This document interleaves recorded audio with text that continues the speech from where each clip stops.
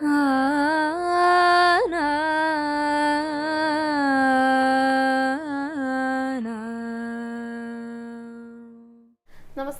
Guruvayur devotees ഓൺലൈനിലേക്ക് ഏവർക്കും സ്വാഗതം.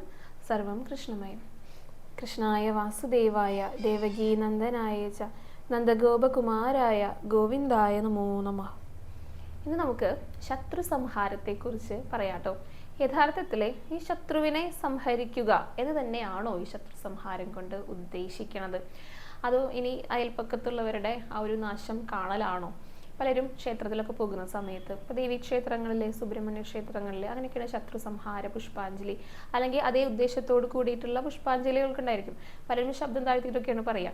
അപ്പോൾ ആളുകൾ വിചാരിക്കുന്നത് ഈ ശത്രുവിനെ സംഹരിക്കുകയാണ്. അതാണ് ഈ പതുക്കെ പറയണത്, മറ്റാരും കേൾക്കാതിരിക്കാൻ വേണ്ടിയിട്ട്. യഥാർത്ഥത്തിലുള്ള അതിൻ്റെ അർത്ഥം മനസ്സിലാക്കാതെയാണ് പലരും അങ്ങനെ പറയുന്നത്, ഈ ശത്രു സംഹാര പുഷ്പാഞ്ജലി കഴിക്കുന്നത്. അപ്പം എന്താണ് ശത്രു സംഹാരം എന്നതുകൊണ്ട് ഉദ്ദേശിക്കുന്നത്? യഥാർത്ഥത്തിൽ ശത്രുവിനെ സംഹരിക്കുന്നത് തന്നെയാണോ? ആരാണ് നമ്മുടെ യഥാർത്ഥ ശത്രു? എങ്ങനെയാണ് ഈ ഒരു ശത്രു സംഹാരം വർക്ക് ചെയ്യുന്നത്? അത് എന്തിനു വേണ്ടിയിട്ടാണ് ചെയ്യുന്നത്? എങ്ങനെയാണ് അത് നമുക്ക് ഫലത്തിലായിട്ട് വരുന്നത്? അതിനെക്കുറിച്ചൊക്കെയാണ് ഇന്നത്തെ വീഡിയോയിൽ പറയാനായിട്ട് പോകുന്നത് കേട്ടോ. അപ്പോൾ വീഡിയോ എല്ലാവരും മുഴുവനായിട്ട് കാണാൻ ശ്രമിക്കുക. നമുക്കതിലേക്ക് കടക്കുന്നതിന് മുൻപായിട്ട് ഗുരുവായൂരപ്പൻ്റെ ഇന്നലത്തെ അലങ്കാരം പറഞ്ഞുകൊണ്ട് തുടങ്ങാം കേട്ടോ. ഇന്നലെ ഗുരുവായൂരപ്പൻ്റെ അലങ്കാരി മുരളീധരനായിട്ടായിരുന്നു ചാർത്തിയിട്ടുണ്ടായിരുന്നത്. ഒരു കുഞ്ഞു ഉണ്ണികൃഷ്ണനാണ് കേട്ടോ. പക്ഷെ നല്ല ഭംഗിയുണ്ട്, നല്ല കൗതുകമുണ്ട് കാണാനായിട്ട്. രണ്ട് കുഞ്ഞിക്കാലുകളും ഇങ്ങനെ പിണച്ചു വെച്ചുകൊണ്ട് വേണുനാഥം പൊഴിക്കുകയായിരുന്നു കേട്ടോ. ആ പൊന്നോടക്കുഴലിൽ ചുണ്ടോട് ചേർത്ത് പിടിച്ചിട്ടാണ് ഭഗവാൻ ഓടക്കുഴൽ ഊതുണ്ടായിരുന്നത്. നല്ല ഭംഗിയുണ്ടായിരുന്നു ഭഗവാനെ കാണാനായിട്ടും. നന്നായി അലങ്കരിച്ചിട്ടുണ്ട്. നല്ല സന്തോഷത്തോട് കൂടിയിട്ടാണ് ശ്രീലകത്ത് നിൽക്കുന്നത്. ഒരു തിരുമുടി മാല ഉണ്ടായിരുന്നു, അത് തെച്ചിക്കൊണ്ടുള്ളതായിരുന്നു കേട്ടോ. നിറയെ തെച്ചിപ്പൂക്കളാണ് തിരുമുടി മാലയിൽ കോർത്തിരിക്കുന്നത്. പിന്നെ രണ്ടുണ്ടമാലയുണ്ട്. ഒരെണ്ണം ഭഗവാന്റെ ദേഹത്തോട് ചേർന്ന് കിടക്കുന്നതിൽ തെച്ചിയുണ്ട്, തുളസിയുണ്ട്, താമരയുണ്ട്. ഇത് മൂന്നും ഇങ്ങനെ മാറി മാറി കോർത്തിരിക്കുകയാണ്. പിന്നെ ഒരു ഉണ്ടമാലയിൽ താമരയുടെ ഇതളും പിന്നെ തുളസിയും കൂടിയിട്ടാണ് കോർത്തിരിക്കുന്നത് കേട്ടോ. അങ്ങനെയാണ് രണ്ട് ഉണ്ടമാലകളുള്ളത്.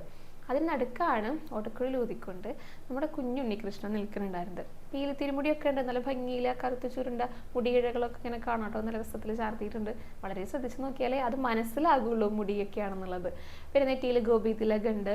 കാതുപൂക്കൾക്ക് പകരമായിട്ടും ഇന്നലെ ഗോപീതിലകാണ്. അതിങ്ങനെ തിരിച്ച് വെച്ചിരിക്കുക, കൂർത്തഗ്രം താഴേക്കായിട്ട്. പിന്നെ ഭഗവാന്റെ മുഖമൊക്കെ നല്ല സന്തോഷത്തോട് കൂടിയിട്ടാണ് കേട്ടോ.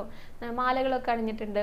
രണ്ട് കുഞ്ഞി കൈകളാണ്, കൈവളകളും തോൾവളകളും ഒക്കെ അണിഞ്ഞിട്ടാണ് ആ പൊന്നോടക്കുഴലിൽ ചുണ്ടോട് ചേർത്ത് പിടിച്ചിട്ട് വേണുനാഥം പൊഴിക്കുണ്ടായിരുന്നത്.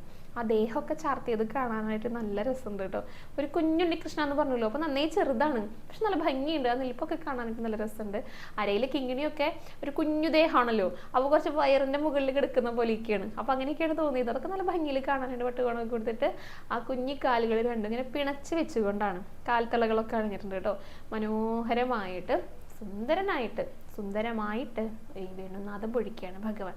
നല്ല സന്തോഷമൊക്കെ ഉണ്ട് പറഞ്ഞല്ലോ. നമ്മൾ ഇന്നു മുതലാണ് നാരായണിയൊക്കെ എഴുതാനായിട്ട് തുടങ്ങാൻ പോണത്. അപ്പോൾ ഭഗവാൻ അത് നേരത്തെ അറിയാം. അപ്പോൾ ഭഗവാൻ മേൽപ്പത്തൂരിനെ ദർശനം നൽകിയല്ലോ അവസാന 100-ാം ദശകം അദ്ദേഹം രചിക്കുന്ന ആ ഒരു സമയത്ത്. അതേ രൂപത്തിൽ മുരളി ഊതുന്ന കുഞ്ഞുണ്ണികൃഷ്ണനായിട്ടാണ് നമ്മുടെ ഭഗവാൻ നിൽക്കുന്നുണ്ടായിരുന്നത്. അപ്പോൾ ഭഗവാനും ആ ഒരു സന്തോഷം ഉണ്ടേ. ഭഗവാൻ ഇഷ്ടപ്പെട്ട നാരായണീയമാണല്ലോ നമ്മളെല്ലാവരും പകർത്തി എഴുതാനായിട്ട് പോകുന്നത്. അപ്പം അതിൻ്റെയൊക്കെ ഒരു സന്തോഷം കൂടെ ഭഗവാന്റെ മുഖത്ത് ഉണ്ട് എന്ന് എനിക്ക് തോന്നിയിട്ടുണ്ടായിരുന്നു കേട്ടോ. അപ്പോൾ എല്ലാവരും ഭഗവാന്റെ ആ മനോഹരമായിട്ടുള്ള രൂപം മനസ്സിൽ ധ്യാനിച്ചുകൊണ്ട് നന്നായിട്ട് തൊഴുതു പ്രാർത്ഥിച്ചോളൂ കേട്ടോ. ഭഗവാന്റെ പാദങ്ങളിൽ എല്ലാവരും നമസ്കരിച്ചോളും.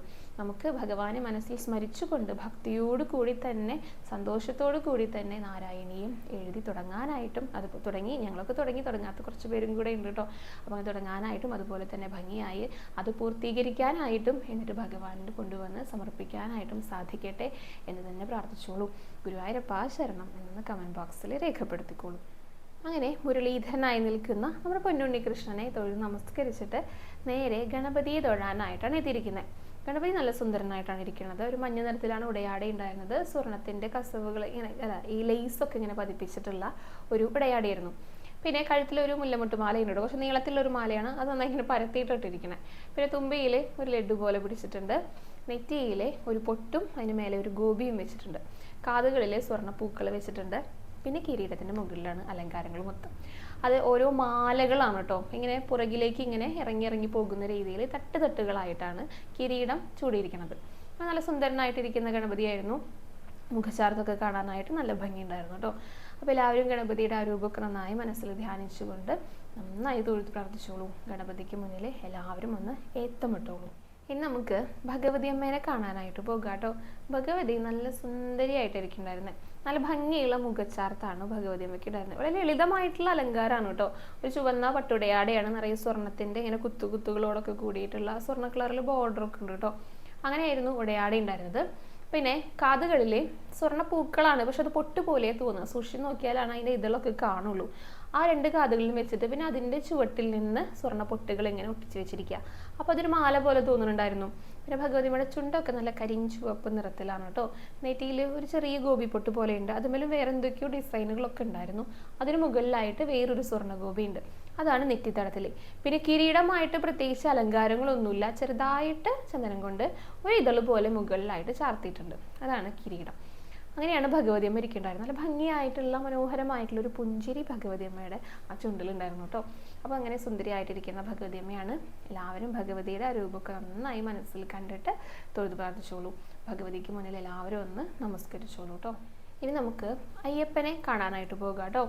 അയ്യപ്പൻ ഒരു ചുവന്ന നിറത്തിലുള്ള പട്ടാണ്. അതിൽ പ്രത്യേകിച്ച് ഡിസൈനുകളൊന്നുമില്ല. നിറയെ ചുവപ്പ് നിറമാണ് കാണാനായിട്ട് സാധിച്ചിരുന്നത്. പിന്നെ ഒരു മഞ്ഞ നിറത്തിൽ പട്ടുകൊണ്ട് അരയിൽ ചുറ്റിയിട്ടുണ്ട്. കുറച്ച് പ്രായമായിട്ടുള്ള ഒരു മുത്തശ്ശൻ്റെ ഒക്കെ ഒരു ഭാവത്തിലിരിക്കുന്ന അയ്യപ്പനായിട്ടാണ് തോന്നിയത് കേട്ടോ. വലത്തേ കൈയിൽ ഒരു കദളിപ്പഴം കൊടുത്തിട്ടുണ്ട്.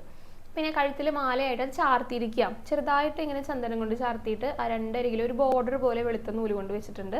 അതിന് നടുക്കായിട്ട് ഒരു സ്വർണ്ണപ്പൂവ്, പിന്നെ ഒരു ഡിസൈൻ പോലെ ചുവന്ന പൊട്ടുപൊട്ടുകൾ പോലെ ഇങ്ങനെ. അതൊരു മാല പോലെയാണ് തോന്നിപ്പിക്കുക. അത് ചാർത്തിയിട്ടുള്ള മാലയായിരുന്നു. പിന്നെ കാതുകളിൽ സ്വർണ്ണ പൂക്കളാണ് വെച്ചിരിക്കുന്നത് കേട്ടോ. മുഖമൊക്കെ ശരിക്കും ഒരു മുത്തശ്ശൻ്റെ പോലെ തന്നെ അങ്ങനെയാണ് തോന്നിയിട്ടുണ്ടായിരുന്നത്. പിന്നെ നെറ്റിയിൽ ഒരു ഗോപി തിലകം വെച്ചിട്ടുണ്ട്. പിന്നെ ഈ നെറ്റി തടത്തിലുണ്ടല്ലോ, ഈ കിരീടം തുടങ്ങുന്ന ഭാഗത്തൊക്കെ നിറയെ സ്വർണ്ണപ്പൊട്ടുകൾ വെച്ചിട്ട് അതിന് നടുക്കായിട്ടും ഒരു സ്വർണ്ണ തിലകമാണ് വെച്ചിരിക്കുന്നത്. ഗോപി തിലകമാണ് വെച്ചിരിക്കുന്നത്. അങ്ങനെയായിരുന്നു കിരീടം ചാർത്തിയിട്ടുണ്ടായിരുന്നത്. അപ്പം അതായിരുന്നു ഇന്നലത്തെ അയ്യപ്പൻ്റെ അലങ്കാരമായിട്ട് ഉണ്ടായിരുന്നത് കേട്ടോ. അപ്പം അങ്ങനെ കുറച്ച് ഒരു മുതുമുത്തച്ഛനായിട്ടിരിക്കുന്ന ആ ഒരു ഭാവമായിരുന്നു. അപ്പോൾ ആ ഒരു രൂപം, ആ ഭാവമൊക്കെ നന്നായി മനസ്സിൽ കണ്ടുകൊണ്ട് തൊഴുതു പ്രാർത്ഥിച്ചോളൂ കേട്ടോ. അയ്യപ്പന് മുന്നിലും എല്ലാവരും ഒന്ന് നമസ്കരിച്ചോളൂ. ഇനി ശത്രു സംഹാരത്തെക്കുറിച്ച് പറയാം കേട്ടോ. യഥാർത്ഥത്തിൽ ഈ ശത്രുക്കൾ എന്ന് പറയണത് ആരാണ്? അത് നമുക്ക് ചുറ്റിലുമുള്ള മനുഷ്യരാണോ? അപ്പം നമുക്ക് എന്തെങ്കിലും ബുദ്ധിമുട്ടുണ്ടാക്കുന്നവർ, നമ്മുടെ ഇപ്പോൾ അയൽപ്പക്കങ്ങളിലുള്ളവർ, അല്ലെങ്കിൽ നമ്മുടെ ജോലി സ്ഥലത്ത് ബുദ്ധിമുട്ടുണ്ടാക്കുന്നവർ, നമ്മളെക്കുറിച്ച് മോശം പറയുന്നവർ, നമ്മളെക്കുറിച്ച് ഇല്ലാത്ത കാര്യങ്ങളൊക്കെ പറഞ്ഞു നടക്കുന്ന, നമ്മളെ ദേഷ്യം പിടിപ്പിക്കുന്ന അവരൊക്കെയാണോ യഥാർത്ഥത്തിൽ നമ്മുടെ ശത്രുക്കൾ? അല്ല എന്നാണ് പറയാം. അപ്പം നമ്മുടെ മനസ്സിലുള്ള കുറച്ച് വികാരങ്ങളുണ്ട്, ഷഡ്വൈരികൾ എന്നാണ് അതിനെ പറയുക. അതായത് കാമം, ക്രോധം, ലോഭം, മോഹം, മതം, മാത്സര്യം അങ്ങനെ തുടങ്ങിയിട്ടുള്ളവരാണ്. അപ്പം ഇവർക്കൊക്കെ ഈ ഷഡ്വൈരികൾ കൂടാതെ തന്നെ ഇതിന് ശാഖകളുണ്ട്, ഉപശാഖകളുണ്ട്. ഇപ്പോൾ അഹങ്കാരം, അതുപോലെ കുശുമ്പ്, അസൂയ, ഇങ്ങനെയുള്ള വികാരങ്ങൾ ഇതെല്ലാം കൂടി ചേർന്നതാണ് നമ്മുടെ ശത്രുക്കൾ. അപ്പോൾ ആദ്യം എന്ത് വേണം? ഈ ശത്രു സംഹാരത്തിന് നമ്മൾ ഇറങ്ങിത്തിരിക്കുന്ന സമയത്ത് നമ്മുടെ മനസ്സിലൊരു ചിന്ത ഉണ്ടായിരിക്കണം. നമ്മൾക്കുള്ളിൽ തന്നെയുള്ള ഈ മോശപ്പെട്ട വികാരങ്ങളാണ് യഥാർത്ഥത്തിൽ നമ്മുടെ ശത്രുക്കൾ. അപ്പോൾ ഇതൊക്കെയാണ്, ഈ ശത്രുക്കളെയാണ് നമ്മൾ ഒഴിവാക്കേണ്ടത്. അപ്പോൾ നമ്മുടെ മനസ്സിലുള്ള ഈ മോശം വിചാരങ്ങളൊക്കെ പോയി കഴിഞ്ഞാൽ പിന്നെ എല്ലാവരെയും നമുക്ക് മിത്രങ്ങളായിട്ട് കാണാനായിട്ടാണ് സാധിക്കുക. ഒരാളുടെ കാര്യത്തിൽ എല്ലാവരും അങ്ങനെ ഒന്ന് ചിന്തിച്ചു നോക്കൂ. എല്ലാവരുടെ മനസ്സിലുള്ള ശത്രുതയും എല്ലാം പോയി, അല്ലെങ്കിൽ മോശപ്പെട്ട വികാരങ്ങളൊക്കെ പോയി. ആളുകളൊക്കെ തമ്മിൽ എന്തൊരു സന്തോഷത്തോടും സ്നേഹത്തോടും കൂടിയിട്ടൊക്കെയാണ് പെരുമാറുക, ഇങ്ങനെയൊക്കെയാണ് അവർ ജീവിക്കുക. അതൊന്ന് സങ്കല്പിച്ച് നോക്കൂ. അപ്പോൾ യഥാർത്ഥത്തിലുള്ള ശത്രുക്കൾ നമ്മൾ തന്നെയാണ്, നമ്മുടെ മനസ്സിലുള്ള മോശപ്പെട്ട ചിന്തകളാണ്. അപ്പോൾ അതുകൊണ്ട് നമ്മൾ ക്ഷേത്രത്തിലൊക്കെ പോയിട്ട് ഇപ്പോൾ ശത്രു സംഹാര പുഷ്പാഞ്ജലി, രക്തപുഷ്പാഞ്ജലി, അങ്ങനെയൊക്കെ ചില ഭഗവതി ക്ഷേത്രങ്ങൾ പ്രസിദ്ധമാണ്. അപ്പോൾ അതൊക്കെ ചെയ്തു കഴിഞ്ഞാൽ നമ്മുടെ മനസ്സിലുള്ള ഈ എന്താ പറയുക, പൊട്ട അല്ലെങ്കിൽ മോശപ്പെട്ട വിചാരങ്ങളൊക്കെയാണ് അതില്ലാതാക്കുന്നത്. അങ്ങനെ ഇല്ലാതായി കഴിഞ്ഞാൽ പിന്നെ എല്ലാവരെയും നമുക്ക് മിത്രങ്ങളായിട്ട് കാണാനേ സാധിക്കുള്ളൂ. ആ ഒരു ചിന്തയോടുകൂടെ വേണം നമ്മൾ പോകാനായിട്ട്. അപ്പം എന്താണ് ശത്രു സംഹാര പുഷ്പാഞ്ജലി, എന്താണ് ശത്രു സംഹാരം എന്ന് നമ്മൾ മനസ്സിലാക്കി കഴിയുകയാണെങ്കിൽ പിന്നെ നമുക്ക് ശബ്ദം താഴ്ത്തിയിട്ട് പറയേണ്ട ആവശ്യമൊന്നുമില്ല. ഈ ശത്രുക്കളെയല്ല ഇല്ലാതാക്കുക, ശത്രുതയെ, ആ ശത്രുത എന്നുള്ള ഒരു വികാരത്തിനെയാണ് അവിടെ ഇല്ലാതാക്കുക. അതാണ് നമ്മൾ മനസ്സിലാക്കേണ്ടത്. അതല്ലാതെ ഒരാളുടെ നാശത്തിന് വേണ്ടിയിട്ടാണ് നമ്മൾ പോയി ചെയ്യുന്നതെന്ന് വിചാരിക്കുക, ആ ആളെ ഇല്ലാതാക്കാൻ വേണ്ടിയിട്ട്. ആ ഒരു ചിന്തയോട് കൂടിയിട്ടാണോ നമ്മൾ ശത്രു സംഹാരത്തിന് പോകുന്നത്? അങ്ങനെയാണെങ്കിൽ അത് ബുദ്ധിമുട്ടാകും. നമ്മുടെ മനസ്സിലുള്ള ആ ഒരു ശത്രു കൂടുതൽ അജയനാവുക ചെയ്യുക. അതായത് അവരെ ജയിക്കാൻ പറ്റില്ല. അപ്പോൾ കൂടുതൽ അത് ആ ഒരു കാര്യം വഷളാകുകയാണ് ചെയ്യണത്. അപ്പോൾ എപ്പോഴും ശത്രു സംഹാരം എന്നതുകൊണ്ട് ഉദ്ദേശിക്കുന്നത് പറയുന്നത് നമ്മുടെ തന്നെ മനസ്സിലുള്ള മോശപ്പെട്ട വികാരങ്ങൾ, ഷഡ്വൈരികൾ, അതിൻ്റെ ശാഖകൾ, ഉപശാഖകൾ, ഇതിനെയൊക്കെ ഇല്ലാതാക്കുക എന്നാണ്. ആ ശത്രുതാ മനോഭാവത്തെയാണ് ഇല്ലാതാക്കുക. ഇപ്പോൾ ഗുരുവായൂർ ക്ഷേത്രത്തിൽ കംസവധമുണ്ട്, കൃഷ്ണനാട്ടം. അതിന്റെ ഫലശ്രുതിയായിട്ട് പറയുന്നത് എന്താണ്? ശത്രുതാനാശം എന്നാണ്. ശത്രുനാശം എന്നല്ല അവിടെ എഴുതി വെച്ചിരിക്കുന്നത്, ശത്രുതാനാശം എന്നാണ്. അപ്പൊ നമുക്ക് ആരെങ്കിലും അടുത്ത് എന്തെങ്കിലും തരത്തിലുള്ള ആ ഒരു സ്വരച്ചേർച്ച അല്ലെങ്കിൽ ഒരു ബുദ്ധിമുട്ടുണ്ടായിരിക്കും, അതിനൊക്കെയാണല്ലോ ശത്രുത എന്ന് പറയാം. അപ്പൊ ആ ശത്രുതയെ ഇല്ലാതാക്കുകയാണ് അവിടെ ചെയ്യണത്. അപ്പൊ പിന്നെ ശത്രുത ഇല്ലാതായി കഴിഞ്ഞാൽ പിന്നെ മിത്രങ്ങളായി. അപ്പോൾ പിന്നെ നല്ല രീതിയിൽ നമുക്ക് മുന്നോട്ട് പോകാനൊക്കെ ആയിട്ട് സാധിക്കും. അപ്പോൾ ശത്രു സംഹാര പുഷ്പാഞ്ജലി നടത്തുന്നത് ഈ മോശപ്പെട്ട ഷഡ്വൈരികളെ ഇല്ലാതാക്കാൻ വേണ്ടിയിട്ടാണ് കേട്ടോ. അപ്പോൾ നമ്മൾക്ക് വേണ്ടി എതിരെ പ്രവർത്തിക്കുന്നവരെ, നമ്മളെക്കുറിച്ച് മോശമായിട്ട് സംസാരിക്കുന്നവരെ, ഇവരിൽ നിന്നൊന്നും രക്ഷ നേടാൻ വേണ്ടിയിട്ട് അല്ലെങ്കിൽ ഇവരെ ഉന്മൂലനം ചെയ്യാൻ വേണ്ടിയിട്ടല്ല ശത്രു സംഹാര പുഷ്പാഞ്ജലി ചെയ്യുന്നത്. അത് നമുക്കുള്ളിൽ തന്നെയുള്ള ആ അഹങ്കാരം എന്ന് പറഞ്ഞിട്ടുള്ള ഒരു ബോധം ഉണ്ടല്ലോ, അതിനെ ഇല്ലാതാക്കിയിട്ട് നമ്മുടെ ശരീരത്തെ ശത്രുവിൽ നിന്ന് രക്ഷിച്ച് ശത്രുമുക്തമാക്കുന്നതാണ് യഥാർത്ഥത്തിൽ ശത്രു സംഹാര പുഷ്പാഞ്ജലി. അപ്പോൾ ഈ ഒരു ബുദ്ധിമുട്ടുകളൊക്കെ വരുമ്പോഴാണല്ലോ ശത്രുക്കൾ ഉണ്ടായിരിക്കും, അങ്ങനെയുള്ള ചിന്തകളൊക്കെ വരിക. അപ്പോഴാണ് പോയിട്ട് ശത്രു സംഹാരമൊക്കെ നടത്തുക. അപ്പോൾ ഏതെങ്കിലും തരത്തിൽ നമുക്ക് മുന്നോട്ട് പോകാനുള്ള തടസ്സങ്ങൾ വരിക, ജോലിയിലുള്ള പ്രശ്നങ്ങൾ വരിക, ഇതൊക്കെ ശരിക്കും നമ്മുടെ ഇപ്പോൾ എന്തെങ്കിലും ദശാപഹാരം, അപ്പോൾ എന്തെങ്കിലും അപഹാരങ്ങളൊക്കെ നടന്നുകൊണ്ടിരിക്കുന്ന കാലഘട്ടത്തിലൊക്കെ ആയിരിക്കും ഇങ്ങനെയുള്ള ബുദ്ധിമുട്ടുകൾ വരിക. അതല്ലാതെ മറ്റുള്ളവരിൽ നിന്നുള്ള പ്രശ്നങ്ങൾ കൊണ്ടൊന്നും ആയിരിക്കില്ല. അപ്പോൾ ഇതിൽ നിന്നൊക്കെ സംരക്ഷണമാണ് നമുക്ക് വേണ്ടത്. അപ്പോൾ നമ്മളിൽ തന്നെയുള്ള ഈ ഒരു മോശം ചിന്താഗതികൾ, ഇപ്പം ഈ പറഞ്ഞ ഷഡ്വൈരികളൊക്കെ ഉണ്ടാകുക നമ്മുടെ മോശം സമയത്താണ്. അപ്പോൾ ഇതൊക്കെ നമ്മുടെ മനസ്സിലുണ്ടായി കഴിഞ്ഞാൽ വേറെ കുറച്ച് ഗുണങ്ങൾ നമ്മളിൽ നിന്ന് പോകും. ഇപ്പോൾ ഐശ്വര്യം, വീര്യം, യശസ്, അതുപോലെ തന്നെ ജ്ഞാനം, നിർമ്മമത, അങ്ങനെയുള്ള അങ്ങനെയുള്ള നല്ല ഗുണങ്ങളുണ്ടല്ലോ, ഇതൊക്കെ നമ്മളിൽ നിന്ന് പോകുകയാണ് ചെയ്യുക. ഈ മോശം കാര്യങ്ങളൊക്കെ നമ്മുടെ മനസ്സിൽ വന്ന് നിറഞ്ഞു കഴിഞ്ഞാൽ. അപ്പോൾ ഇതൊന്നും പോകാതിരിക്കുക, ഈ നല്ല ഗുണങ്ങളൊന്നും പോകാതിരിക്കാൻ വേണ്ടിയിട്ട് ഈ ഷഡ്വൈരികളിൽ നിന്ന് നമ്മളെ സംരക്ഷിക്കുന്നതാണ് യഥാർത്ഥത്തിൽ ശത്രു സംഹാര പുഷ്പാഞ്ജലി.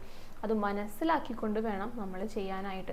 അതല്ലാതെ മറ്റൊരാൾക്ക് ദോഷം വരുത്താൻ വേണ്ടിയിട്ടല്ല ഒരിക്കലും ശത്രു സംഹാര പുഷ്പാഞ്ജലി ചെയ്യുന്നത്.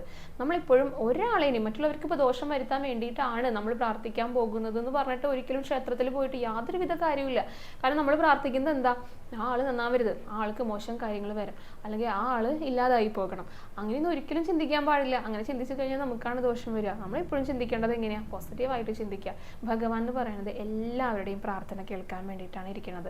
അത് ആര് വിളിച്ചാലും ഭഗവാൻ കേൾക്കും എന്ന് വെച്ചിട്ട് മോശം ചിന്താഗതിയോട് കൂടിയിട്ട്, പൊട്ട മനസ്സോട് കൂടിയിട്ട് നമ്മൾ ഭഗവാനെ വിളിക്കരുത്. നമ്മൾ മറ്റുള്ളവർക്ക് നല്ലത് വരണം എന്ന് ആഗ്രഹിച്ചില്ലെങ്കിലും ഭഗവാന് കുഴപ്പമൊന്നുമില്ല. പക്ഷെ മോശം കാര്യങ്ങൾ നമ്മൾ ഒരിക്കലും, ആ ആൾക്ക് ബുദ്ധിമുട്ടുകൾ ഉണ്ടാവണം നമ്മൾ ഒരിക്കലും ചിന്തിക്കരുത്. അപ്പോൾ ഭഗവാൻ വിചാരിക്കും നമ്മളെ ഒന്ന് പരീക്ഷിക്കുകയോ ചെയ്യാം.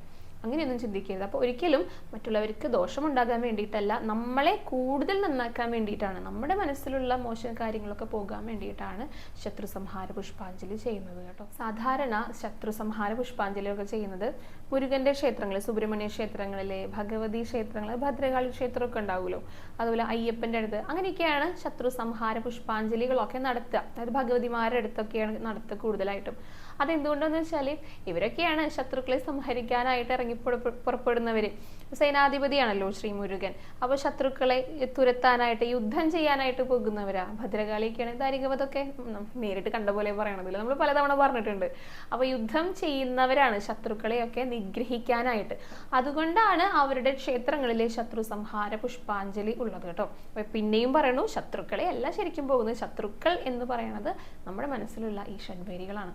അപ്പൊ ഇതിന്റെ ശാഖകളും ഉപശാഖകളും ഒക്കെ ആയിട്ട് ഒരുപാടായിട്ടുണ്ടായിരിക്കും. ഇപ്പൊ ഈ കാളിയനെ 1000 ഫണങ്ങൾ എന്ന് അത്രേ ഉള്ളൂ. നമുക്ക് അങ്ങനെയല്ല, നമുക്ക് 10,000, അതിനേക്കാൾ മേലെയൊക്കെയാണ് വരുന്നത്. അപ്പോൾ അതിനെയൊക്കെ ഇല്ലാതാക്കി കഴിഞ്ഞാൽ പിന്നെ നമുക്ക് എല്ലാവരുടെ അടുത്തും നല്ല നല്ല സുഹൃത്ത് ബന്ധം പോലെ, അല്ലെങ്കിൽ നല്ലത് മാത്രമേ തോന്നുള്ളൂ. എല്ലാവരെയും മിത്രമായിട്ടാണ് നമുക്ക് തോന്നുക. അപ്പോൾ ഇപ്പോൾ ക്ഷേത്രങ്ങളിലൊക്കെ പോയിട്ട് ഇതൊക്കെ ഇങ്ങനെ പുഷ്പാഞ്ജലികളൊക്കെ ചെയ്യുന്നവർ, ശത്രു സംഹാര പുഷ്പാഞ്ജലി, രക്തപുഷ്പാഞ്ജലി, ഇതൊക്കെ ചെയ്യുന്നവർ ഇനി മുതൽ അത് എന്താണ് അതിൻ്റെ യഥാർത്ഥത്തിലുള്ള കാര്യം എന്ന് മനസ്സിൽ അറിഞ്ഞുകൊണ്ട് ചെയ്യാനായിട്ട് ശ്രമിക്കുക കേട്ടോ. നമ്മൾ ആരെയും ഉപദ്രവിക്കാനല്ല ക്ഷേത്രത്തിൽ പോകുന്നത്. അങ്ങനെ തന്നെ ചിന്തിച്ചാൽ നമുക്കത് മനസ്സിലാകും. നമ്മൾ മറ്റൊരാളുടെ ദോഷത്തിന് വേണ്ടിയിട്ടല്ല ക്ഷേത്രത്തിൽ പോകുന്നത്. പക്ഷെ അത് ചിന്തിക്കാനുള്ള അറിവ് പലർക്കും ഇല്ലാത്തത് കൊണ്ടാണ് അങ്ങനെയൊക്കെ അറിയാതെ ചിന്തിച്ചു പോകുന്ന കാര്യങ്ങളൊക്കെയാണത്. അപ്പോൾ പറഞ്ഞ് നമുക്കൊരാൾ മനസ്സിലാക്കി തന്നാൽ പിന്നെ നമുക്കത് എല്ലാം മനസ്സിലാവും. അങ്ങനെയാണ്. അപ്പോൾ അതൊക്കെ ഭഗവതി ക്ഷേത്രത്തിലെ സുബ്രഹ്മണ്യ ക്ഷേത്രത്തിൽ അങ്ങനെയൊക്കെയാണ് കൂടുതലായിട്ടും ഉണ്ടായിരിക്കുക. ഭഗവാൻ നമ്മുടെ ഗുരുവായൂരപ്പൻ്റെ അടുത്തൊന്നും ഇല്ല കേട്ടോ. ഇത് ഗുരുവായൂർ നോക്കൂ, ഇങ്ങനത്തെ ശത്രു സംഹാര പുഷ്പാഞ്ജലി ഇല്ല. കാരണം ഭഗവാൻ സാത്വികനാണ്, ശാന്തനാണ്, എല്ലാവരും അവിടെ മിത്രങ്ങളാണ്. നമ്മൾ ശത്രുത ഉണ്ടാക്കാൻ വേണ്ടിയിട്ടോ അല്ലെങ്കിൽ വഴക്കിടാൻ വേണ്ടിയിട്ടോ ഒന്നുമല്ല ഗുരുവായൂർക്ക് വരിക. ഗുരുവായൂരപ്പൻ്റെ അടുത്ത് വരുന്ന എല്ലാവരും അത് ശാന്തരായിരിക്കണം, അല്ലെങ്കിൽ ഒരു സാത്വികരായിരിക്കണം. അങ്ങനെയാണ് ഗുരുവായൂരപ്പൻ, അങ്ങനെയാണ്. അപ്പൊ എല്ലാ ഭക്തന്മാരും അങ്ങനെ തന്നെ ആകണം എന്ന് തന്നെയാണ് ഭഗവാന്റെ ആഗ്രഹം. അപ്പൊ ഇവിടെ ശത്രു സംഹാരമൊന്നും ഇല്ല. പിന്നെ ശത്രുത ആ ഒരു മനോഭാവം നീക്കാൻ വേണ്ടിയിട്ട് കംസവധം കൃഷ്ണനാട്ടമാണ് ഉള്ളത്. അതിൻ്റെ ഉദ്ദേശം പറഞ്ഞാൽ ശത്രുതയെ നീക്കുന്നു, അതാണ് ഉദ്ദേശിക്കുന്നത് കേട്ടോ. പിന്നെ ഇപ്പോൾ നമുക്ക് അങ്ങനെ മനസ്സിലൊരു ആഗ്രഹം ഉണ്ട് എന്ന് വിചാരിക്കും. ശത്രു സംഹാര പുഷ്പാഞ്ജലി ചെയ്യണം എന്ന് ആഗ്രഹിക്കുന്നുണ്ടെങ്കിൽ നാമം ചൊല്ലിയിരുന്നിട്ട് നന്നായിട്ട് നാമം ചൊല്ലും. നമ്മുടെ മനസ്സിൽ ഇതാണ് സങ്കല്പിക്കുന്നത്, നമുക്ക് ഇന്നൊരാളുടെ അടുത്ത് ഒരു വിഷമമുണ്ട്, അപ്പോൾ നമ്മൾ തമ്മിലുള്ള ആ ഒരു ശത്രുത ഇല്ലാതാക്കി തരണേ ഭഗവാനെ എന്നാണ് നമ്മൾ പ്രാർത്ഥിക്കേണ്ടത്. അത് നാമം ചൊല്ലുക. എന്തിനു വേണ്ടിയിട്ടാണ് നാമം ചൊല്ലുന്നത് ഭഗവാൻ അറിയാം. ഭഗവാൻ അത് നമ്മൾ പോലും അറിയാതെ ആ ഒരു ശത്രുത നീക്കി തരും. ചിലപ്പോൾ നമ്മൾ നടന്നു പോകുന്ന സമയത്ത് ഓപ്പോസിറ്റ് വരുന്നവരൊക്കെ ആയിരിക്കും, അവർ ചിലപ്പോൾ കണ്ടാൽ മൈൻഡ് ചെയ്യാത്തവരായിരിക്കും, മുഖം തിരിച്ച് നടക്കുന്നവരായിരിക്കും.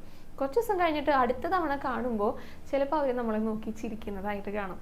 അപ്പോൾ തന്നെ നമ്മുടെ മനസ്സിനും ഒരു സന്തോഷമോ, അവർ ചിരിച്ചുല്ലോ, ഇതൊക്കെ ഭഗവാന്റെ കളിയാ. നമ്മൾ പോലും അറിയാതെ ആ ശത്രുതയൊക്കെ ഭഗവാൻ മാറ്റി തരും. അതിന് നാമം ജപിക്കുക. ഗുരുവായൂരപ്പൻ്റെ അടുത്താണെങ്കിൽ നാമം ജപിക്കുകയാണ് ചെയ്യേണ്ടത്. അവിടെ ശത്രു സംഹാര പുഷ്പാഞ്ജലി ഒന്നും ഇല്ല കേട്ടോ. അപ്പോൾ ഇത്രയൊക്കെയാണ് പൊതുവെ ശത്രു സംഹാരത്തെ കുറിച്ച് പറയാനായിട്ടുള്ളത്. ഈ ശത്രു എന്ന് പറയുന്ന എല്ലാത്തിനെയും നമ്മൾ മിത്രമാക്കി മാറ്റുക. ഇതൊക്കെ നമ്മുടെ കയ്യിലാണ് ഇരിക്കുന്നത്, നമ്മുടെ മനസ്സിലാണ് ഇരിക്കുന്നത്.